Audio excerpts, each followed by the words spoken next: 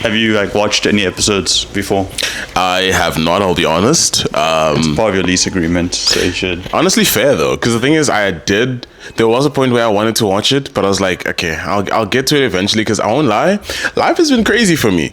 And I've just recently been able to find, I guess, what's the word? It's more of like a safe haven for myself, which you've probably seen me. I've just been sitting and like watching anime, because that's kind of what felt normal for the past like month for me. But yeah, here we are though. Do you want to run people through what's been happening and run me through, because I kind of just know you were homeless for a little bit? Yeah, sure, dude.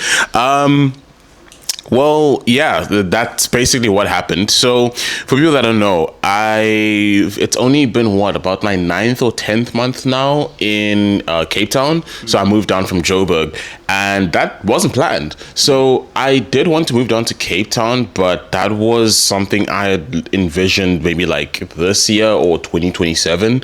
So this was at the time of 2025 still, and I had come down for a couple times, because I think it first started around 2023 and 2024. I'd come down to December holidays, and those are the first times I actually came down to Cape Town alone, on my own like budget and whatever. Just came to chill and vibe, and I fell in love with Cape Town. I was like, you know what, this is where I want to end up. I really love the city, I really love the place. The people as well have just always been amazing to me every time I've come down. So I was like, you know what, cool, let's give it a go. And 2025, some stuff happened, and I initially was staying with my dad, and where we ended up staying just wasn't ideal for me and where I wanted to see myself end up, if that makes sense. And I was like, you know what, Pops, I love you, but I don't like this environment. And also, it didn't even allow me to work as well, because I work from home. So I was like, you know what, I'm gonna find my way and figure out my life for now. And at that time, one of my friends was like, yo dude, if you want to come down to stay in Cape Town, I'm also moving out of my parents' place and I'm looking to get an apartment. But he was only doing that in December. So my issue started while I was out of the house around like May-ish. So I was like, okay, I still have so many more months ahead of the year before I get to December. How am I going to survive this? And then I messaged a guy who I had known within the gaming space. I was like, yo, dude, I know that you had recently separated, and I'm not too sure like if you have a second like bedroom in your apartment, if you're keen to like open it up for me. I won't want to stay long. I just want to like be able to have a place to stay until I move to Cape Town, because ironically enough, he was also moving to Cape Town. And then September rolled around, or actually not even September, I'm lying. So July rolled around, and already we had planned to like move down and come down to Cape Town. So 1st of July, we're already in Cape Town. This is now 2025. I had no idea I'd be in Cape Town by this time, but hey, lo and behold, it happened. But that was in Somerset. So to give people a bit of a roadmap on how my year went, is moved out of my dad's place and then moved to Pretoria. That was the first move. After that move, we moved from Pretoria, me and my friend, down to Somerset West. So that's our second move. Now, our first month in Cape Town, or rather Somerset West, we realized this is not going to work, because I worked in OBS at the time and he worked in Century City. So 40-minute drive, bro, and everyone. On the N2 as well, with 2 lanes on a highway, just wasn't ideal. Yeah, the worst route in Cape Town. Yeah. I didn't know that at the time, because I'm thinking it can't be that bad. Like, I've seen the distance between Pretoria and Joburg. Like, you can manage it somewhat, but that wasn't. Like, you just couldn't. Yeah, also like the How train makes that trip so much easier. Yes, yeah. that actually, because I was like, because even at that point, I was like, okay, let me see if I can use the My City bus system. It literally stops as you get to like halfway through, like getting to Somerset West. Yeah. So that just didn't work out. So first month already, then we were like, fuck, okay, this is not going to work. We need to move. So And now, just so I know, like, were you guys like renting a place? Did you have a lease agreement? Or so actually, we were renting a place, right? So I like my roommate that I was with, he knew a friend who actually, he's rich as shit, by the way. His family like own a wine farm and all of that stuff. So he owns an apartment within Somerset Lakes, and shout out to him. He absolute legend, Mark. He actually allowed us to rent the place for like 3 months, before we ended up like finding our own place, because he knew that we wanted to find something closer to town. We just couldn't in the time, because what ended up forcing us to move earlier was the friend that I was staying with, his house was getting sold. And we thought, okay, house getting sold, it's gonna take like maybe 3-4 months or some shit like that. Dude, it took 1 month. And then his house got sold. So it was like, oh, we need to move out now, because these guys wanted to move in ASAP. So yeah, then he allowed us to stay there. But then even within that first month, he was like, you know what, it's fine, I understand. He even gave the deposit back to us as well. Oh, wow. And allowed us to be able to move to our next place, which was now in OBS. So this is essentially my fourth move, because initially when I moved out with my dad, that was the first move, because he wanted to migrate from a place that we were staying in that I didn't like. So the reason I didn't like that place of where we were staying was it was somewhat decent, but you could actually almost attribute it to what OBS and Woodstock is, where it's like it starts to get run down because of surrounding areas. So it's not necessarily that it's bad or there's terrible people in the area. It's just like the surrounding places of where it's at is what starts to bring it down. And that's what ended up happening of where we stayed. And I actually got robbed as well in my area. Wow. So literally, there was a day where I walked out of my house, because I used to walk to the gym, right? And as I'm walking to the gym one day, I was just like, shit, do I want to wear my kicks or wear my slides? Ended up wearing my slides, and I put my kicks in my bag. Short story behind those, the kicks that I had got was from the first event that I worked with my company. We were working in partnership with Adidas, and they ended up giving the entirety of the staff brand new Ultra Boosts, right? Cost $3,000. And one day I decided, okay, cool, I'm gonna go to the gym, put it in my bag. As I'm walking out, I'm not even shitting you, 10 minutes out from walking from my front doorstep onto the road, a car pulls up right next to me. Guy hops out with a gun, takes my bag and phone, and dips. Wow. Right? This is in Joburg now. This is in Joburg, okay. Right? This was a place called Greswold, which is it's between Alex and Orange Grove, but also right next to Melrose Arch. So it's like, it's almost like in between like two somewhat rundown areas, and Melrose Arch, which is super nice. It's just super nice. So it's like that was kind of the conundrum. It's like you're right next to a nice area, but also surrounded by kind of two bad areas. Yeah. So that's why I was like, I'm not really enjoying this anymore, because now the places as well, the surrounding areas and malls, like the shops that that you have access to aren't even the good ones anymore. You know, we went from a Checkers that went down, they turned it into a ShopRite, and then other stores as well in the mall, all the fancy and like, I guess you'd say middle class actually, stores all closed up, and all the lower income ones started opening up. Like reverse gentrification. Literally, dude. So after that, then it's like, oh, okay, cool, I need to get out of the area. We moved out of the area, but we moved into a place that I just didn't enjoy. And then that's how the whole process started. So now that was my fourth move, because now we moved out from that area. So moved out from Greswold, then moved from the new place that I moved to Pretoria, from Pretoria down to Somerset, and then from Somerset I ended up in OBS, right? So that's my fourth move. So I was like, okay, you know what, it's not going to be solidified, but this is somewhere I can stay for a bit. And initially the plan was I stay there until December and move in with my friend.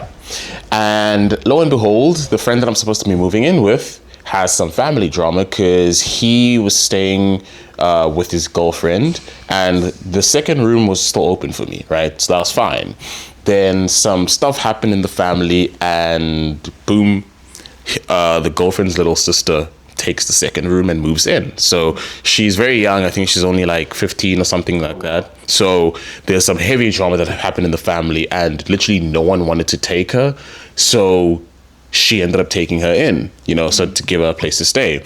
So now the plan changed to, she wants to find her own place and settle with the sister, but trying to find a house in the Cape Town market is impossible. Yeah. So that's kind of where things were left now. And the person that I was staying with, now it got to a point of, started asking me questions like, hey, wanted to know, like, he didn't want to make it where he wants to like push me out, but it did like seem like, okay, you know, kind of you overstayed your welcome now, sort of thing. She's now asking the questions like, yo, wanted to know like what's the plan, like when will you be moving with your friend, or like what's the sort of update. So at the time I told them like, okay, I don't know what's happening, but I am going to try and make a plan to see how I can obviously like, you know, move out and like obviously give you your space. So at this time, then Adrian, I remember, had reached out to me, because then I remember he had found a place that you guys wanted to move into in Claremont. And I was like, oh, okay, cool, great. You know, that there's an opportunity to be able to find something.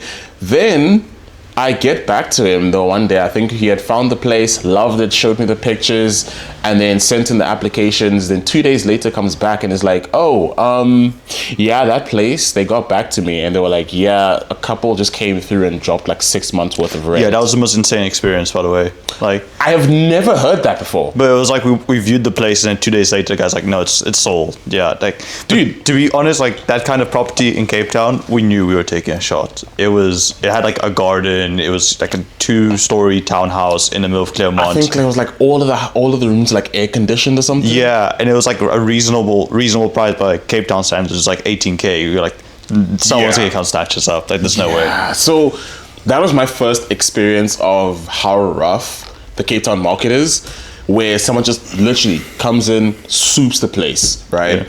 And then I remember, agents like, okay, for now it's off. And, you know, there was also uncertainty with like you staying in Cape Town as well. So it was kind of like back to the drawing board for me. But I was like, you know what? Okay, let me sort of see how things go, make a plan. And there was a bit of frustration of where I was staying as well, but that's a story for another day. That's a lot to get into.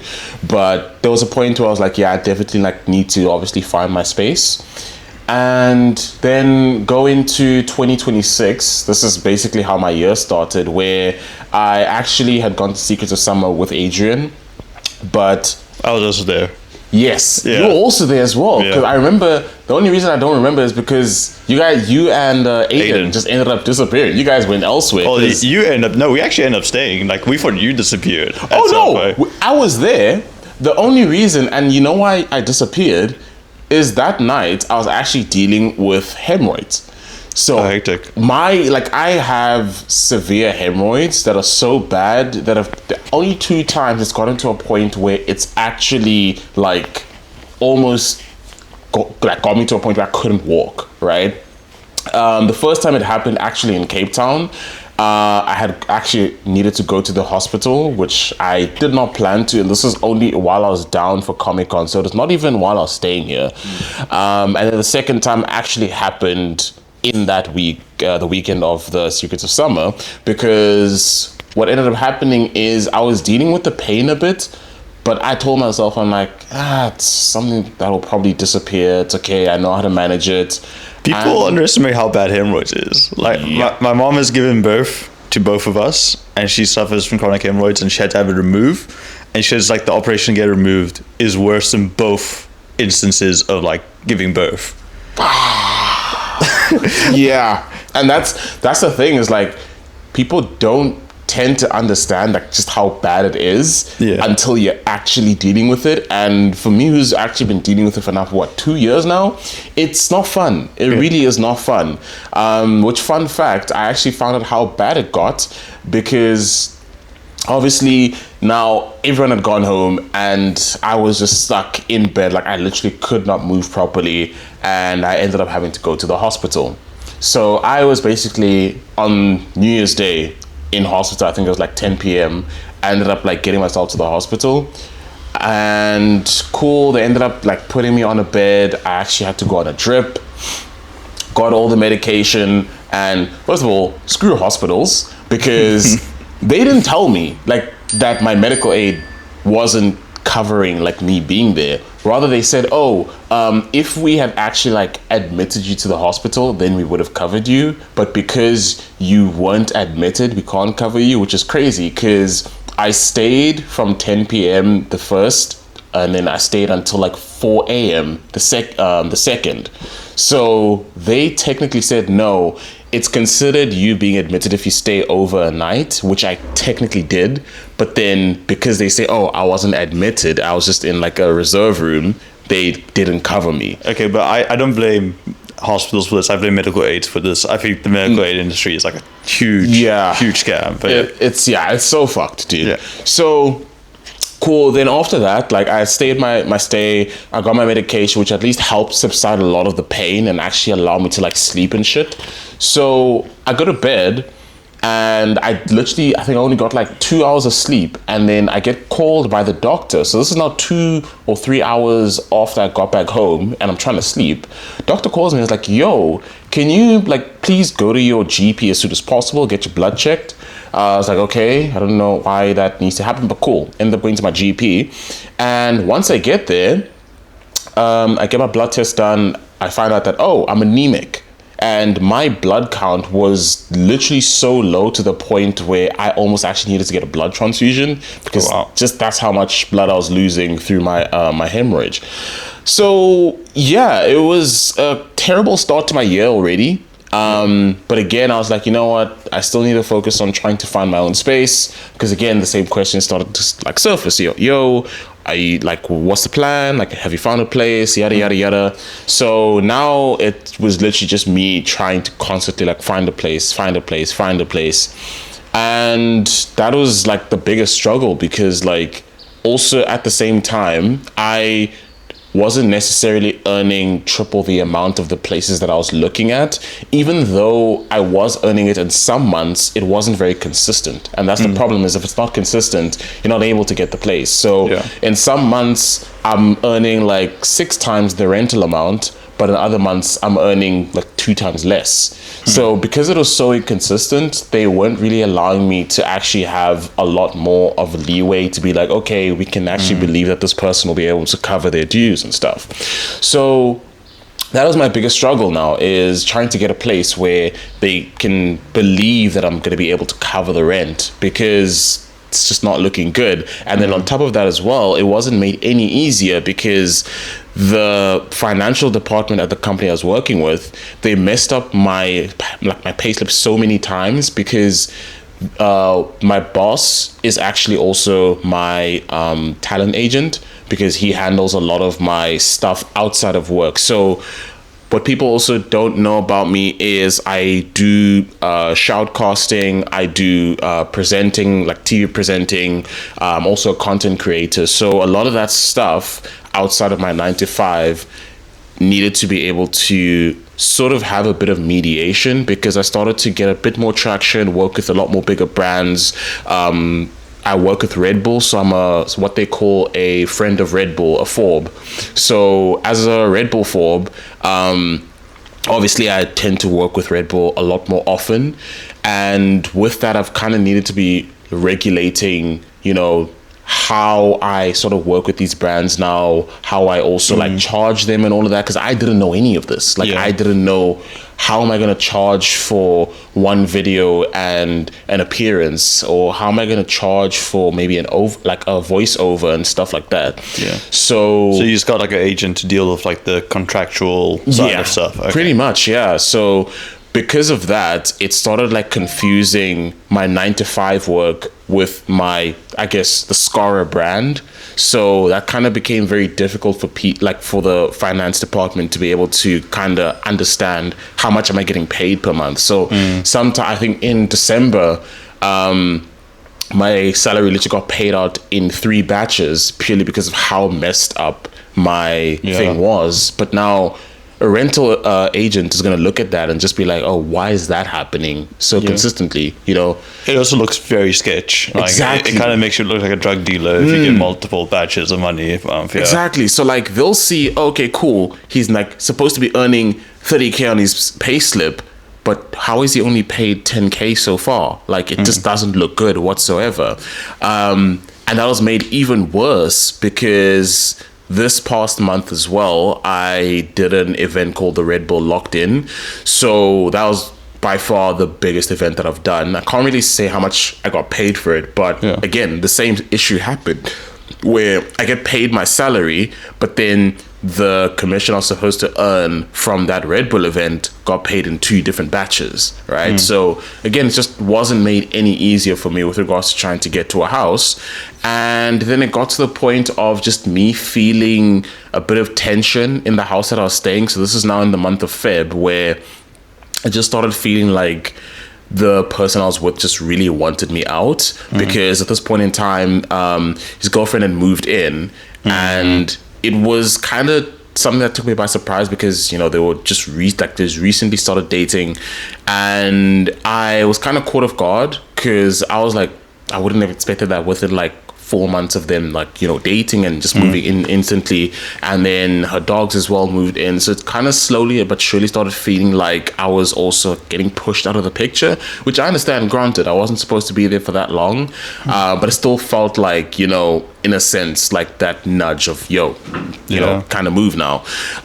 So that, if anything, kind of just pressured me to like keep looking even faster. But the thing is, it wasn't like I wanted to stay. Like, I genuinely wanted to be able to find my own place out. And it even got to a point where I even asked him, I'm like, yo, dude, like, could you even be my co-applicant just to help me sign, like, get at least a good application out to some of these places, because I do want to like give you your space. Because one thing I've kind of lived with a lot of my life is I've always somewhat been I would say the extra in a lot of people's lives that isn't needed, which is crazy, because even my own brother literally made me feel that way. That's a very harsh way of looking at life, man. Yeah, that's kind of how I've always felt. Like, it's always felt like you're just the extra, because literally my own brother told me, because there was a time where I was moving out, and a lot of people don't even know I have a brother, because I don't speak about him, purely because of just the sort of route he took in life, where in the year that I ended up matriculating, I'll even get into the story of how like fucked up that life was, but the day that I was leaving his house, he literally was like, I'm so glad you're leaving. Like, I'm so tired of having to look after you. Mind you, I was still 17 as well. And I ended up staying with him. And it's not even like he was fully covering everything. Like, my dad was still paying a portion of the rent, still like contributing towards food and all of that stuff. And the day I was leaving, at that time, he had his girlfriend pregnant. They hadn't even got married yet. And he's like, yeah, dude, I'm so fucking sick of you. Like, get out of the house and don't end up talking about my family once you leave. I was just like, cool, dude. And I still wish the mom, like, yo, dude, best of luck with you and the family. That must be baby. Extremely tough, because you surely looked up to him in some regards. Yeah, no, brother. It sucks, because I looked up with him with everything, dude. Like, everything that I did at some point was because I wanted to be able to impress him. He's the one that got me into gaming. He's the one that I always chased and wanted to kind of match when it came to gaming. My gaming PC that I've built, I was like, I think there was a point where I actually sat down and I was like, dude, who am I going to show this to? Because at a point, gaming was something I used to be able to, I guess, bond with my brother, because that was the only thing we ever bonded over. We never bonded over sports or anything else but anime and gaming. And now he's not even here to be able to see the gaming PC that I've built for myself, or the career you've built in the industry or anything. Yeah, so it sucked. It really hurt, because there was also a point of like a lot of the things and qualities that I had always mimicked what he had. The way I dress, how I approached life, and just a lot of my demeanor as well was like kind of copied a bit from him, because it was always, I wanted to be him. I wanted to catch up to him. Even funny enough, some of his friends as well end up becoming my friends as well, because I was always the one that needed to play catch up. I was never around kids my age. I was always around people much older than me. So I had to play catch up with everyone. Can I tell you a slight tangent story that reminds me? Go for it, dude. Do you know who Shannon Sharp is? Yes. So for those of you that don't know, Shannon Sharp's like a Hall of Fame NFL player. And what people don't know is he actually had an older brother called Sterling Sharp that was in the NFL before him. And he tells like the exact same story of like, he always tried to be like his brother. He even says like when he got to university, he could have sworn that his first girlfriend was like a copy of his brother's first girlfriend. That's nuts, dude. But like, that's the thing though, is there's always going to be that element of the little brother always trying to catch up to the older brother. Or the opposite also occurs. Like, I don't know if you know the statistic, but it's like if your parents are alcoholics, you have a 90% chance of either being an alcoholic or being completely abstinent from alcohol. So it's very rare that people find a healthy balance if someone in their life has an extreme or a very defining trait. And similar with brothers, like either you try to be a lot like your brother or you try to be like the opposite.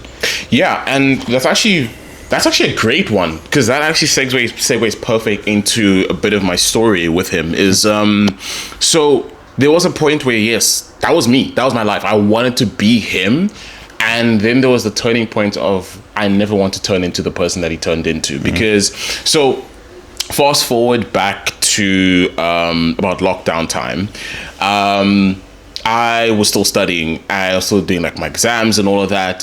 So while I'm going through this, like, there was the point of obviously complete lockdown, no one can move around whatsoever.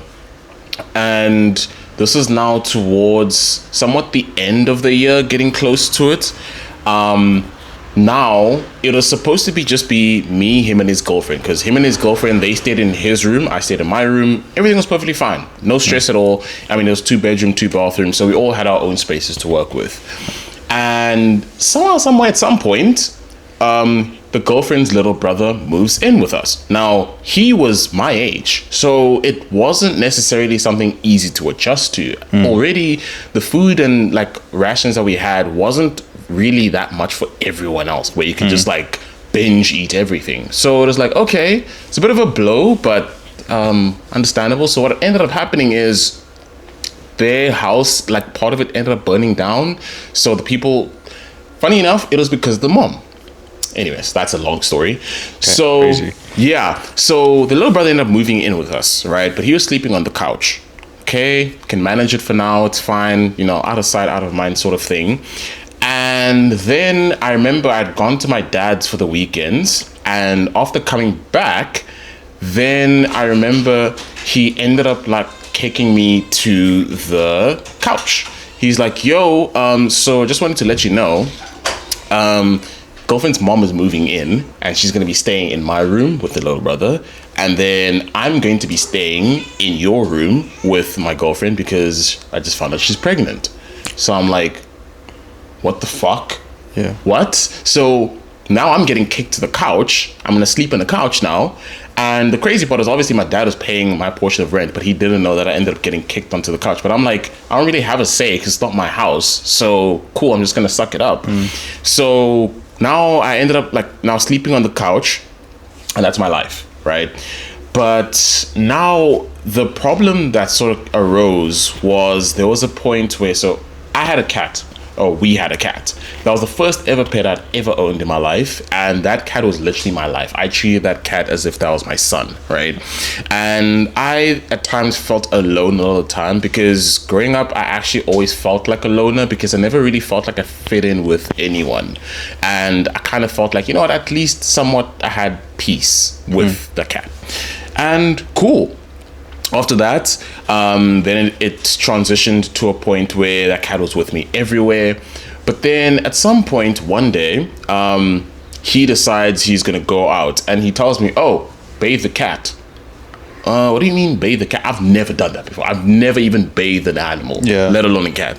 So he's just like, yeah, just you'll be fine. There's a shampoo there. Just clean the cat, right? I was like, all right. And then cool. So he leaves and I get the cat. Now I'm struggling because now, again, I'm very like, at the time I was very sensitive. So I'm not really trying to hurt the cat. So I was never really one to play rough with the cat. So now I'm trying to like subdue him and get him into the tub. So cool. Eventually I did it, cleaned him off. And now I felt bad. So he's now trying to jump out of the bathtub. And my instinct was just like, okay, he'll be fine. So he jumps up, but then as he lands, it was onto the tiles. He slips and falls on his side. Oh, shame. So I didn't clock it at the time, but he just like, he shook his leg off and then walked away, but it was a slight limp. So I took note of it, but I was like, okay, is it something to worry about? Doesn't seem like it. Only to find out later that he actually ended up fracturing a bone in his leg, right? And I didn't know that. And now that's why I'll always forever kind of like blame myself for the cat passing, because I was like, what if I ended up just like catching him in that moment? You know, would it have changed the sort of series of outcomes that followed after? So I'll always kind of look back to it. And funny enough, that was 6 years ago, and I still think about it to this day. Because from that day, he ended up getting depressed. He wasn't able to go to the bathroom properly, wasn't eating properly, and the one day that he ended up passing away was the 12th of October 2020, and I remember that forever because it's also tattooed and it's part of the dates on one of my first ever tattoos. He ended up passing away on my lap. Literally just stopped breathing. And that was rough for me, but the roughest part was my brother decided, okay, cool, obviously he buried the cat the same day, and decided it was a great idea that no, you shouldn't be crying, not supposed to be crying, but hey, here's shrooms. Let's take shrooms as your cat just died. For legal reasons, he didn't take the shrooms. Legal reasons, I didn't take the shrooms. So now I am tripping out of my mind. And at some point, I remember, I don't even know how, I got from the couch to my room and I'm just uncontrollably laughing and crying at the same time, right? For people that don't know, shrooms essentially just like taps into your feelings and some of the feelings that you also try to hide away. So I'm now trying to laugh, but also I'm feeling a wave of like grief as well, like fighting each other. And I remember the subtle image of, while I was crying uncontrollably, he opened my door, saw me, and this was in my peripheral vision that I saw him. He saw me crying and then closed the door and then just left me for the rest of the night. Then I think it was like a couple hours later, he comes back and he was like, oh, he's leaving the house, but there's some edibles in the fridge that I left for you. Sounds like a heavy amount of drug use. Yes. Okay. How? Yeah, because it got to the point of, my brother first started with weed and that was okay. But then that wasn't strong enough for him. Then he started lacing the weed with nicotine. And that wasn't enough. Then he was like, okay, you know what? He wants to try shrooms. Then that wasn't enough. Then he ended up doing acid. So I'm not too sure like what he sort of like went forward with. But it started getting to a point of the sort of highs that he was chasing didn't seem like it was enough anymore with weed. And he wanted to like upgrade it more and more. It's called hedonic...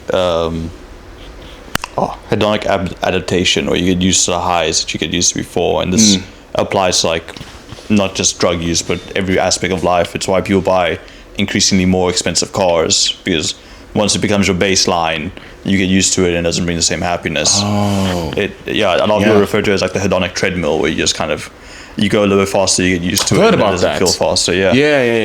But what's interesting is like obviously there's a lot of anxiety and tough stuff going on. Like you're talking about a lot of the struggles of like just basic housing, you know, and I think of Maslow's triangle of needs. I think that that's the bottom rung is you need to feel like safe in a home. Yeah. And the thing is, there was a time where now actually circling back to the whole house situation, where I was sat down because at this point in time, obviously, like the whole idea of, look, you need to find your place soon. And I was feeling the tension already, because now I'm thinking back to the time of my own brother kind of making me feel like a burden in his own house. And something snapped in me, because one day this was now, I think, in the month of March, because I had told my roommate at the time, like, yo, just give me until Feb and I'll probably be out of your hair. But literally, I got so annoyed because I had found a place. The agent was like, hey, okay, cool. We got your application. We'll process it soon. Then 3 months into the month of March, they're like, we processed the other two. We've denied them, but yours is the last one standing. I'll let you know. And at this time, I'd been waiting. I think it was only on like the 11th of March or some stuff like that, where I get a message or an email. And this is after like 5 different follow-ups within like a 2-week period.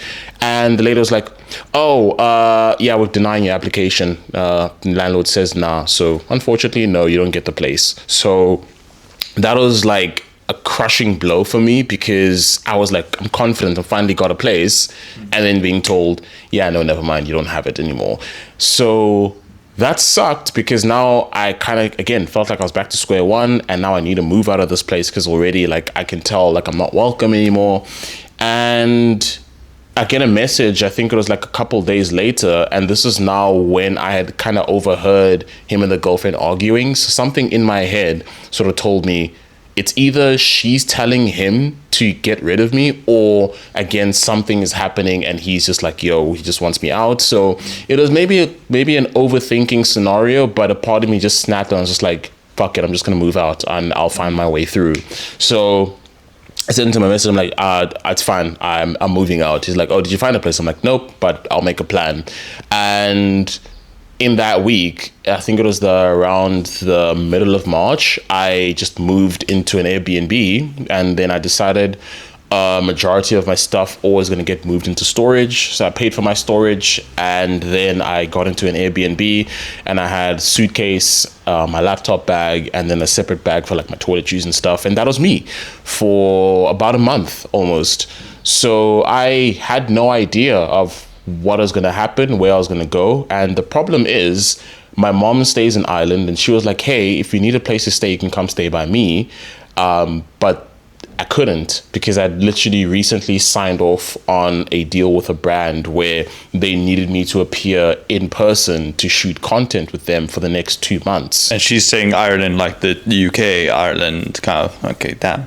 So I now can't even leave Cape Town because I need to be shooting content. So I'm now stuck, because it's like, I wouldn't mind going just to reset and gather myself and all of that. But right now I can't leave. So I need to find a way to find my footing back here. And then there was also the thoughts of doubt of like, do I stay in Cape Town anymore? Like, is this where I really need to be? Should I just go back to Joburg? But even if I do go back, like, it doesn't seem like there's a way for me back anymore, because my dad's also not even in Joburg anymore. So what's the plan? Like, how do I figure my life out? So there was a point of just pure depression that I was back into, because I've suffered with a lot of anxiety and depression over the years, but it's always come in waves and batches, where there's points where whenever I'm in my depression phase, I don't really look after myself. So I don't properly eat, I don't properly bath, or just like do any self-care whatsoever. And I was slowly getting back into that. On top of that as well, I started getting back into sort of a bad habit that I have, where I just don't even look to cook or whatever, just take out. And that's the only thing that I can just sort of eat my sorrows away and feel sorry for myself. So that happened for like the first 2 weeks. And actually, even in the first week, I didn't want to tell anyone. I just wanted to figure out my life, because again, it goes back to my story with my brother and how I've lived my life, where I've always kind of felt like a bit of a burden for people that I've been around. Because there was even a point where I mentioned that I moved out of my brother's house, but I ended up moving into my aunt's house, who was supposed to keep me for like 2 weeks. And then I was supposed to move out to stay with my mom, who's outside of the country. But even again, she also started making me feel like, yo, like you need to start doing a bit more around here and all of that stuff. So it even felt like, even with family, I didn't feel at home. So it started feeling like shit, and I was like, you know what, I don't want to tell anyone. I'm just going to figure this thing on all on my own. The only people that knew my situation was my parents. But then I was just like, you know what, fuck it. I'm going to tell one of my homies. He's my lawyer, and he's one of my best friends. And I was like, yo, dude, I don't want to tell you this, but I know there's a point where you told me, like, if there's a situation that you're in, I should just be honest and tell you. And I wasn't even doing it to ask for help. I just kind of wanted a bit of an outlet, because I didn't have any way to like say this to anyone. And yeah, I just told him, I was like, yeah, dude, this is my situation, but I'm not saying this because I want help from me. I just wanted to be able to speak about it, because it's kind of been eating me up and stuff. And then he was like, nah, fuck this shit, dude. Where are you? Let me try to get this sorted for you. And he actually allowed me to basically sleep at his place for like the first week, so at least saved a bit of money. And then he waited for me to get to my next Airbnb, set me up. And then for like a week straight, he was just like, okay, cool. I'm going to try and get you out of the house. You know, he introduced me to his friend group. There's a day we all went out, just chilled to have a good time, get my mind off of things. Because, yeah, there was a point where I almost gave into the thoughts that I had, where it felt like, this kind of is it. Like, I don't want to go forward. Like, why am I always getting the short end of the stick? Because I thought about it, and I'd counted how many times I've moved in my lifetime, And I have moved more than 23 times in my life, right? So I've never had something to call home, almost, right? There's always a difference between a house and a home. You know, a house is like, you can just set your stuff down, cool, you get to sleep and all that. But a home is where you feel like you can unwind, you feel safe, you feel like this is where I can be my true self, right? But I haven't really felt like that in the longest time. And that's the only thing I'm chasing. And it felt so unfair, because it's like, why can't I get that? Why can't I just have just this little thing in life where I can just feel safe in a home? And I think I had gone to like 3 different mental breakdowns within that like point in period, because it's like, dude, it's like not that much that I'm asking for. It's not like I'm saying I want $1 million in life, or I just want a home where I can just be happy. Even if I'm struggling with debt, or I'm struggling with this or that, at least I have a home where I can figure things out. Now I'm in an Airbnb and I don't have anything to figure it out, right? And now I had just got a new casting gig that's basically allowed me to get experience of casting basically the highest stage of competitive gameplay. Basically, I'm casting the best teams in the Chinese region, but I don't have a home. What game is this? For Valorant. Oh, wow. Yeah, so I'm basically casting the VCT China region, and I don't even have a home to celebrate this. And I remember I had recently won the Red Bull Locked In. So Red Bull Locked In was an event, it was for Apex Legends, and it was basically 4 team captains, and we all have teams of 30. And it was basically a gauntlet and a LAN to see who would obviously be the captain that can lead their team to victory. And it was very ironic, because my team was the underdog that quite literally went from the lowest stage. We started the day out in 4th place, and we ended up winning the entire competition. And it was great. It was euphoric. Then the very next week, it was just straight into depression, because now I got a trophy, and all of that got packed up into storage, because I didn't even get to enjoy it for like a week. And then I ended up moving into my Airbnb. So life kind of hit rock bottom, and I kind of didn't know what to figure out. What was the next step? And yeah, I was kind of literally at the point of just giving up, because it didn't seem like there was any way forward. You know, I wasn't able to get any of the places that I'm applying for.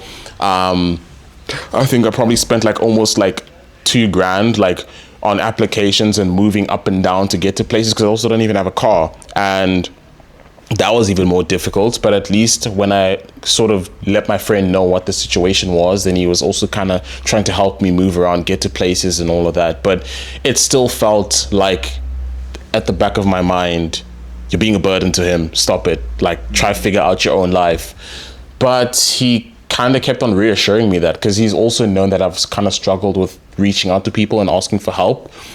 Because my biggest thing is I've always just wanted to be independent as much as possible. I don't want to ask people for help. I'd much rather be the one to constantly give out that help as opposed to ask for it. So I'd much rather ask for help once and help people 50 times than to be helped 50 times and ask for help and give out help once. Because my thing is I'd much rather be the one to be there for other people as opposed to be the vulnerable person, because it's always felt like I've been the vulnerable one in my life, and I don't want to be in that position. So that's something I was kind of like trying to run away from, which ultimately life was just like, here it is, deal with it. And yeah, and then that was kind of like the entirety of March was just like me bouncing between Airbnbs, and then a bit into April. And then at some point, luck somehow struck. I think I don't even know what status I put out, but I literally the status I put out was just gotta keep trying. Because at that point in time, there was a place where I was confident. I was happy that I was going to get this place. The lady was even backing me as well, and, you know, was confident. But then the landlord was just like, no, I don't believe he's going to cover the rent. So I'm going to say no, and I'm going to deny him. And this was, I think, a few days into April. And the move-in day was the 1st of April. And I just instantly got denied. And again, crashed back to the bottom, and I didn't know what to do, how to feel, because I was like, this was supposed to be the one, this was supposed to be it. And again, I've lost out, I've paid the application fees, it's all gone down the drain, and it's not going to work anymore. And I wanted to give up, but then a part of me was just like, fuck it, let's just get back up and try again. Because I don't know how I'm going to get this sorted, but let's figure it out. Then I put on my status, I'm like, you know what, just got to keep trying. Then Adrian responded to me, he's like, yo, dude, what's going on? And then I explained the entire story. I'm like, yo, dude, listen, I'm kind of homeless right now. I've been staying in Airbnbs and I'm still trying to figure out where I can stay. And then he's like, yo, we do have a open bedroom, which you obviously turned into the studio, and you guys are obviously discussing like, you know, what were the plans going forward.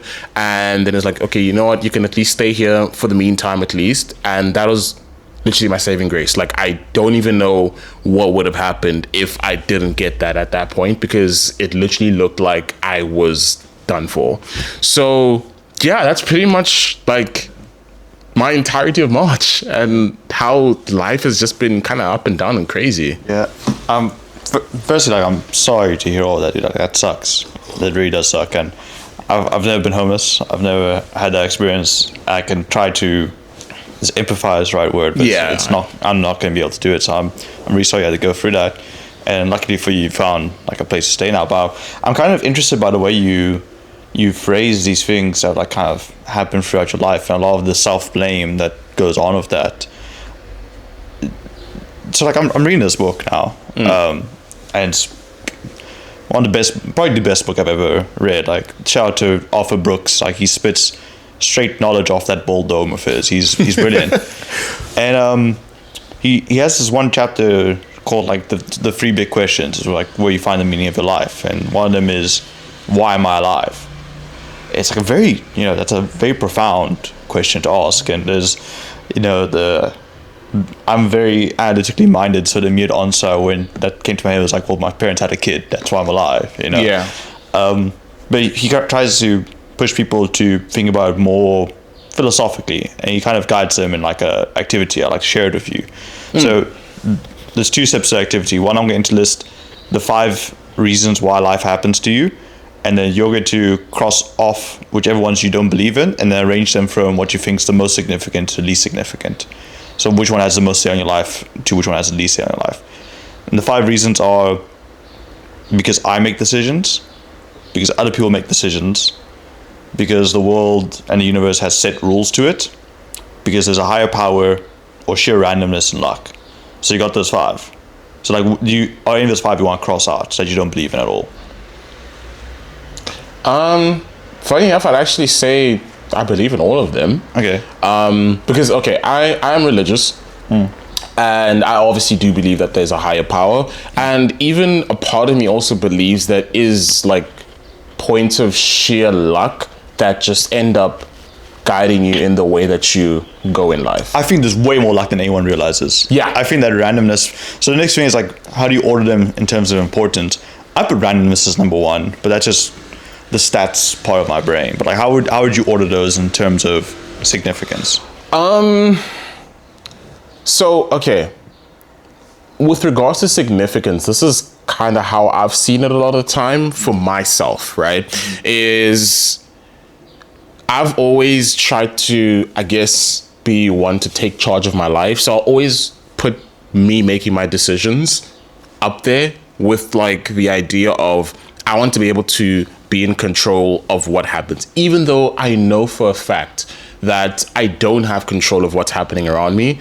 A part of me still wants to, I guess, be deluded in the idea that I might have somewhat of control of what happens, even though I know it's not possible. Do you know Friedrich Nietzsche is? No. He's the guy that made nihilism popular. He has the very popular, or he coined the very popular philosophy of Übermenschen, which is take control of your life. But you would love his work, because he talks about like, even if I don't have absolute control, I have control of myself, and that's what matters.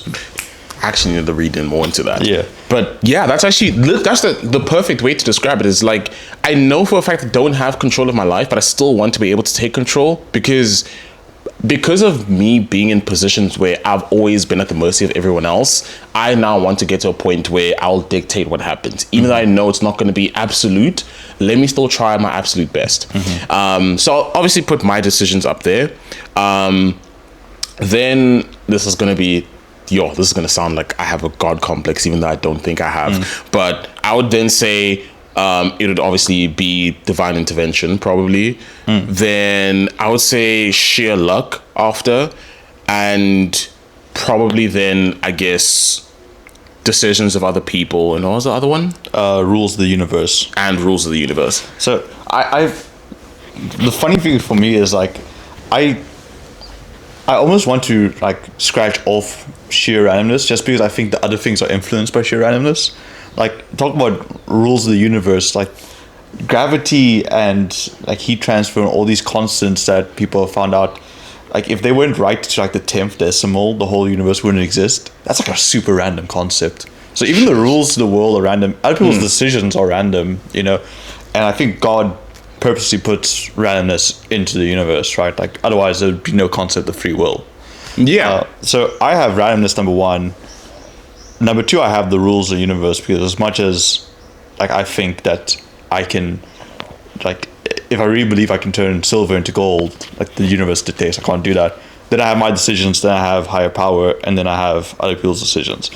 So because I have my own decisions above God, what people assume is I have a God complex, but that's not what I'm trying to say. I think the way I kind of see it is God's the person that's put randomness into the world, right? And then God's the person that's put the laws that define the world as well. Yeah.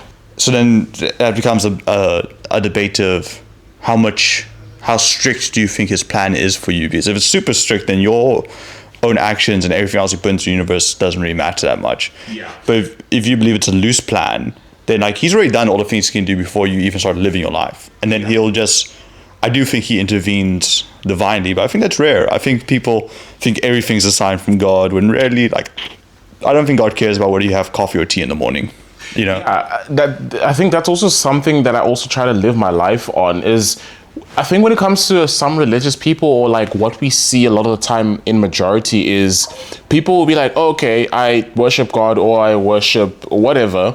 And it's a case of whatever God wants me to do, I'll do it. Right. But I sort of live in the idea of that sort of loose plan where it's more so the plan has been set out, but now he's kind of given me the crossroad. What do I want to choose to go to? Or which plan do I want to go with? Do I want to go with his plan or do I want to go with whatever else I decide to go with, right? Because it's a case of like, I guess a cake will be put in front of you, right? And you have the option of, do you want to save it? And maybe God has decided, you know what, I'm going to give him a second one if he waits out for 2 more minutes. Or do I just eat it now and then that's going to be it, right? So that's kind of how I live it in the sense of like, I know that God is there and he's probably going to intervene at some point, but also it's not a case of he wants me to live by a string. He wants me to live my life, but also still in his plan. Yeah, like if you could fall off of God's plan of a single decision, that would be a very weak plan. You know, that's a very limiting idea of God.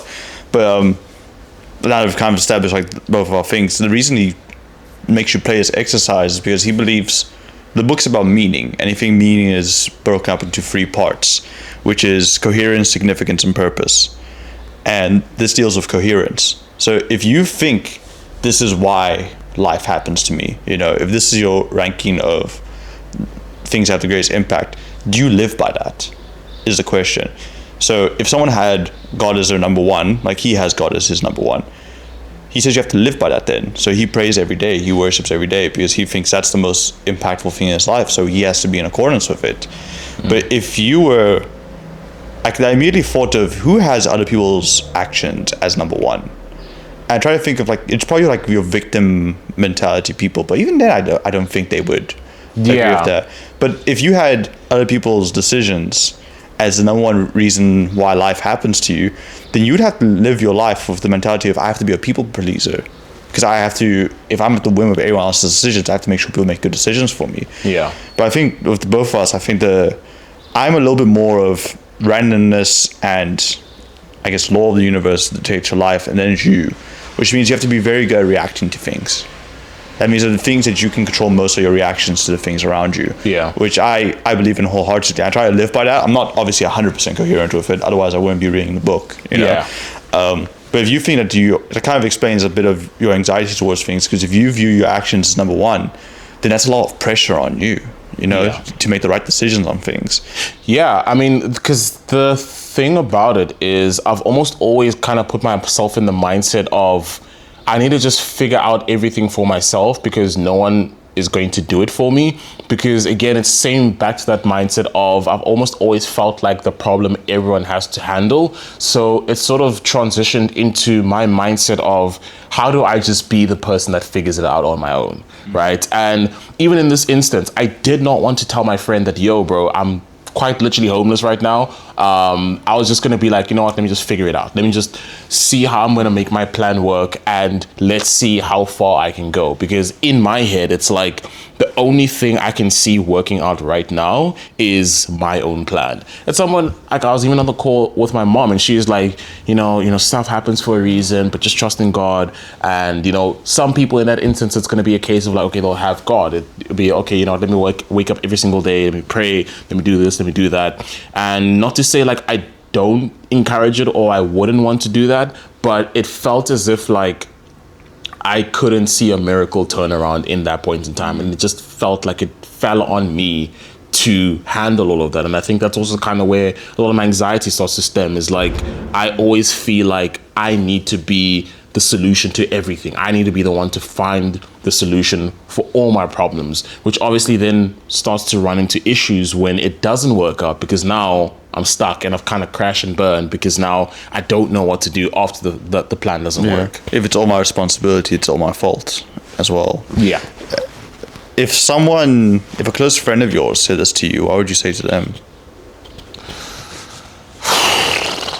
Honestly, I would not really blame them. I'd kind of just give into it, because it's, as you say, I've kind of just already put all the responsibility on myself. And I already believe that if it doesn't work out, it's my fault. Because now, even throughout the entire scenario of me moving down to Cape Town, I was not really blaming anyone else but myself. I was like, why did I move down to Cape Town? Why did I decide to move out? Why did I, decide to, leave the house at that point in time? Maybe take this risk. Yeah, why did I take this risk? Why didn't I just stay and maybe try to save a bit more money? Because at the end of the day, when I had the argument with the roommate I was staying with, he was like, yeah, but I didn't want you to move out and not have a place to stay. But I was already gone by that time. So now it's like all coming back to me. So I'd almost always still blame myself, because at that point in time, I've already put the responsibilities of the decisions to be made in my life on me. So if anything goes wrong, I'd much rather just kind of blame myself as opposed to anything that happens outside. And yes, there would be a part of me constantly complaining about how unfair things are, but I'd still be like, I still made the decisions. Yeah. I think it's super interesting. I'm trying to think of how to phrase this. And I don't want to play psychologist on you here or anything like that. But it kind of, when we put things on ourselves so heavily, it's almost because we are kind of saying that no one wants to share this load with me, or it's something we tell ourselves, which is more often not true. And it's something I've fallen victim to a lot. And I think the best advice I ever heard was, if you were happy with your life and the decisions that got you to where you are, or better said, if you were happy with the route your natural inclination has taken you, then you wouldn't have this problem, right? So you're obviously unhappy with what your natural inclination has brought you to. So the best thing to do then is to completely oppose your natural inclination and do the opposite. Now, there's obviously cases where that does not apply, right? Like if your natural inclination is to not do drugs, do not go against that. Don't do drugs, But if your natural inclination is to self-isolate, do the opposite, reach out to a friend. If your natural inclination is to stay in bed, get up immediately. Just doesn't matter what you do, just don't do that. I think that's a helpful mentality to have when you go through these periods of life, and hopefully it's something that you can adopt and it helps you out.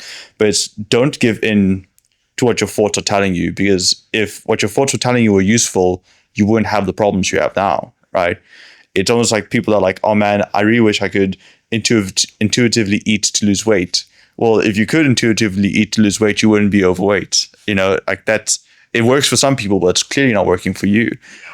It doesn't always have to be like that, but I think it's in the times that we feel the worst that we should not do what we've always done, and we should try something different. Yeah. Honestly, that's actually kind of the best things I've heard for a while, because that's something I do struggle with, where in instances where I feel like this is the more comfortable decision I've made while being in the scenario where, like, okay, I've been deep in my depression, and right now, what should I do? Should I get up and maybe just like cook something, make something for myself, something a bit healthier? No, let's order takeout for like the 4th day in a row, right? It's okay. You can get up a bit earlier today, maybe do a stream, or maybe edit some videos that you can post online. No, let's stay in bed until like 12 p.m. and then rather just like kind of bed rot and feel sorry for ourselves. So it's, I think, probably a better mindset to kind of adopt, where I can kind of oppose the things that actually are a lot more detrimental to my life and focus on what can be a lot more healthier. Because I think I've been so fixated on kind of blaming myself for whenever things go wrong. And I think I use that as a bit of a punishment, if that makes sense, to be like, this is what we wanted to do, and because I'm not happy with the outcome, this is what happens. And it's kind of just me making myself suffer in the entire scenario, which kind of doesn't work out for anyone. Yeah. I always think of like, recently it was my birthday and I had like this huge breakdown, which the whole world got to see on YouTube. And I've not enjoyed Cape Town. Like when you said you love the people, I was like really? I don't hate the people of Cape Town. The people of Cape Town, the majority, I know a lot of people get touched on this, but the majority of people have pissed me off. And I'm leaving, you know? And the thing that kind of went through my mind was, for like 11 months, I did not enjoy Cape Town. And I kept telling myself, like, just, dude, like, everyone wishes they lived here. Just start appreciating it more, blah, blah, like, make it work. And at some point, I'm like, who's winning by me doing this? Who's winning by me going for the Pain Olympics? Do I get a medal at the end of the day saying, okay, good job, you were the one that suffered the most and therefore you get a reward? Like, no, you don't. So like, why do that to yourself? Like, you don't get extra points for doing anything by yourself. Yeah. And you also get worse outcomes most of the time when you do things by yourself. So it might feel righteous to blame yourself for things and to put yourself down for things, but who's winning at the end of the day? Like, who's benefiting from all of this? Yeah, I've never really thought about it like that, because again, that's why I say, like, it's a lot better of a mindset to have, as opposed to constantly like just kind of putting myself in the scenario of like, you know what, you're going to suffer for these decisions that you've made. Yeah. Because like you're giving yourself divine justice on the situation. Exactly. Yeah. So I think, it's a lot better of a scenario to just kind of find the out, as opposed to you've made the decision, now you have to suffer the consequences of it. And I can understand why you've kind of made your decision to end up leaving, but even also still the decision to stay, because part of you is like, yeah, but everyone tends to enjoy Cape Town, or everyone wants to be here. Why am I taking this sort of for granted? But I guess the thing is, like, not everything's for everyone. And I think sometimes we always kind of want to put ourselves in a position where we need to enjoy what everyone else has been enjoying. And, you know, someone being the person to kind of be the black sheep that kind of has their different outlook to a situation or scenario.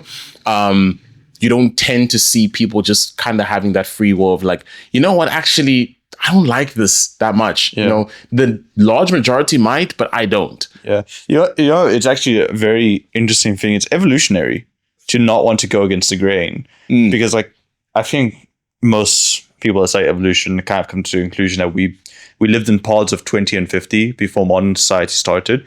So if you went against the group, you were then isolated by yourself, the chances of you dying were way higher. So conforming to 50 people was a survival mechanism. But we don't do that anymore.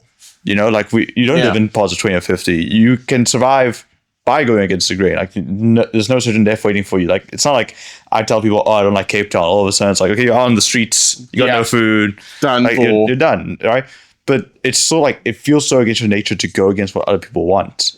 And it's something I've been thinking about a lot lately. Like I luckily don't have that gene or that trait where I like care a lot about money.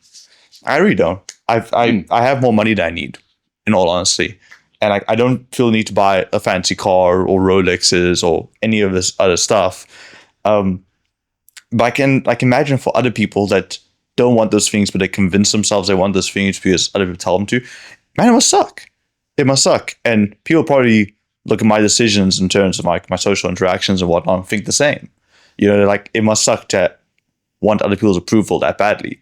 Yeah. Yeah. I think that was me at a point where, because again, it actually goes again back to the whole scenario with my brother where because everyone is a lot older than me, I felt like I had to play catch up, whether it be my behavior, my mannerisms, my mindset, all of that stuff, right?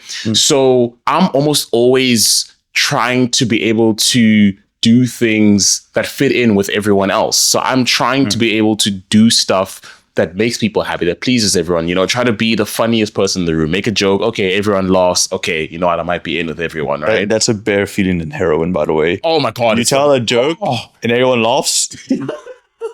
Dude, oh my God. The amount of, in the world. especially when it's always been like people that you feel like you've wanted to be able to impress in the room. It's always the best feeling. So that was me. Like I always got that dopamine high of like, okay, I just made everyone in the room laugh. I just made everyone happy. I want to keep that. So I think that sort of transcended into the idea and mindset of wanting to please everyone else and doing things to be able to please everyone else.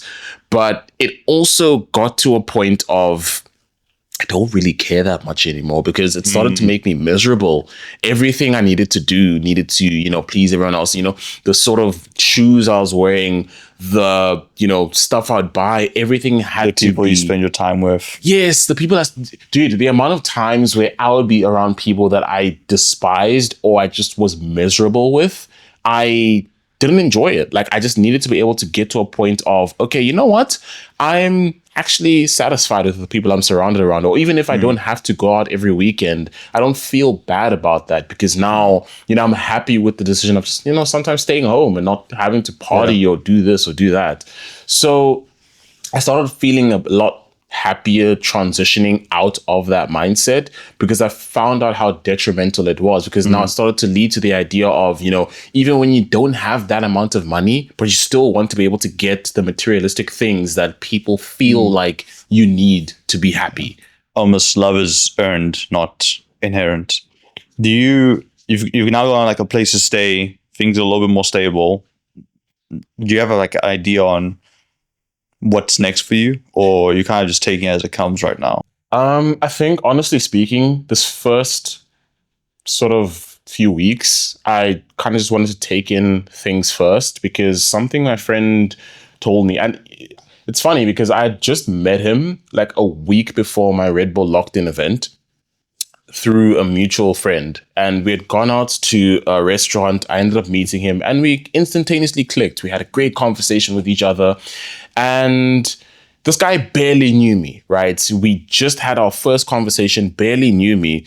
And one thing that he told me that has kind of stuck with me now is I was telling him about my problems of like, oh, I'm so worried about this. I'm so worried about that. Like I have this happening in the next month. I have this that I'm struggling with to try and sort out. Like I'm constantly giving him problems that I'm trying to find solutions to. And he's like, dude, just try and live for today. Like just be able to live in the moment. You've woken up today, and it's the cliche of like, yeah, you've woken up, be grateful for that. But it's also the idea of live for your problems today. Don't say you're forgetting about what's happening tomorrow, but more so just live for your decisions that you're going to make for the day, as opposed to living 1 week ahead, 2 weeks ahead, because now you start to realize you're missing so much more. Yeah, there's a brilliant quote by this very smart guy called Jesus where he says, worry not for tomorrow brings its own sorrows.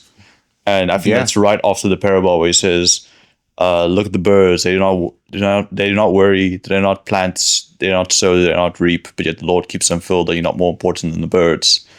And I think that's a brilliant place to stick with. Like, yeah, like you're never going to have everything organized.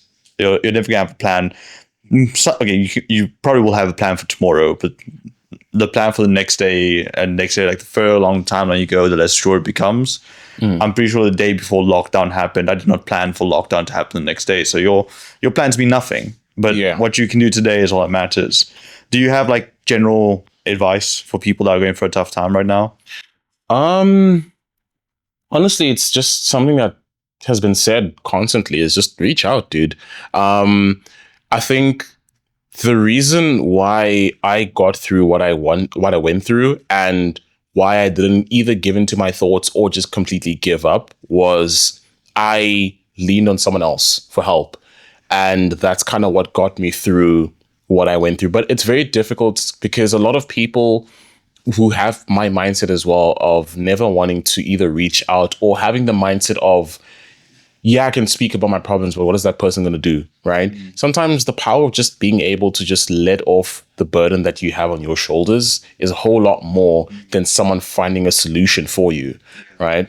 So it's just the simple thing of just reaching out to people. Sometimes you never know what you'll find with just sharing your story with someone else or just sharing what you're going through with someone else, because it's something we actually spoke about off screen is you never know how your story can either encourage someone else who might be going in the same, somewhat similar scenario, or what someone might have also similarly gone through, but can kind of guide you out of. Yeah. You know? Yeah, it reminds me of like this might be a weird one, but like in tomato gardening, there's a point where the tomato is growing, where the stem is not strong enough to hold up the weight of the fruit, so you attach a stick to it. But eventually, it grows strong enough, and you can remove the stick, and let people be a stick for you. You know, share your pains with people and share your story. Yeah. And when you're strong enough to support your own weight, you can then help them when they need to get support as well.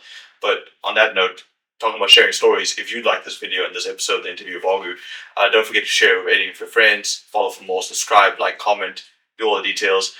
You can follow Colin at, his camera is just overheated again. You can follow Colin at, you can follow me on Instagram at Colin, so that's COLLINSS. Otherwise, if you want to follow me on Twitter as well, or X, I don't really care what it's called. You can follow me at Itskara. I also stream on Twitch as well at Itskara too. And with that being said, until next time, cheers.